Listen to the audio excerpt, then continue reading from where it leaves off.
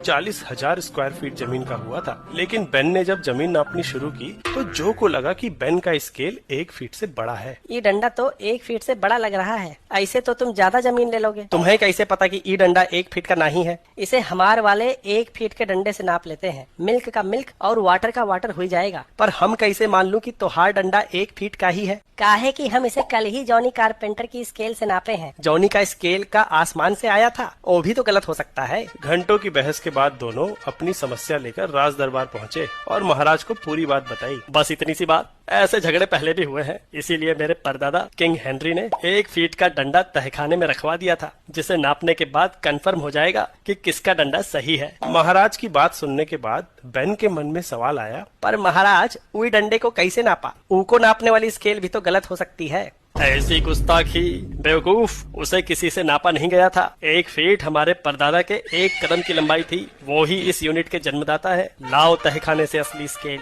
पर जब तहखाने गए तो पता चला कि वहाँ तो डंडा है ही नहीं। चोरी, तहखाने में चोरी हुई है। तो अब हमार प्रॉब्लम कैसे सॉल्व होगी? ऐसी प्रॉब्लम आगे ना हो, इसलिए वैज्ञानिकों ने यूनिट्स को नापने का स्मार्ट तरीका इजाद किया, नेचुरल कांस्टेंट्स को इस्तेमाल करके। फिजिक्स में 7 फंडामेंटल फिजिकल क्वांटिटीज होती हैं, जिनका इस्तेमाल कर हम बाकी की क्वांटिटीज डिराइव करते हैं। इन फंडामेंटल क्वांटिटीज को डिफाइन करने के लिए नेचुरल कांस्टेंट्स इस्तेमाल होते हैं, क्योंकि किसी फिजिकल ऑब्जेक्ट की तरह ये चोरी नहीं हो सकते और इनकी वैल्यू समय के साथ बदलती नहीं। यूनिवर्स में इन्हें कहीं भी नापो, हर बार फिक्स नंबर मिलता है। जैसे कि टाइम की यूनिट डिफाइन करने के लिए सीजियम एटम को लोअर से हायर एनर्जी स्टेट पे ले जाने वाली माइक्रोवेव की फ्रीक्वेंसी इस्तेमाल करते हैं। इस माइक्रोवेव के इतने ऑक्सीलेशंस काउंट करें तो 1 सेकेंड होगा। सीजियम एटम की एनर्जी स्टेट्स के लिए ये माइक्रोवेव कभी बदलती नहीं। वैसे ही लाइट की स्पीड भी कांस्टेंट है और 1 मीटर उस डिस्टेंस के बराबर होता है जो लाइट 1 सेकेंड के 299,792,458 हिस्से में वैक्यूम में ट्रेवल करती है।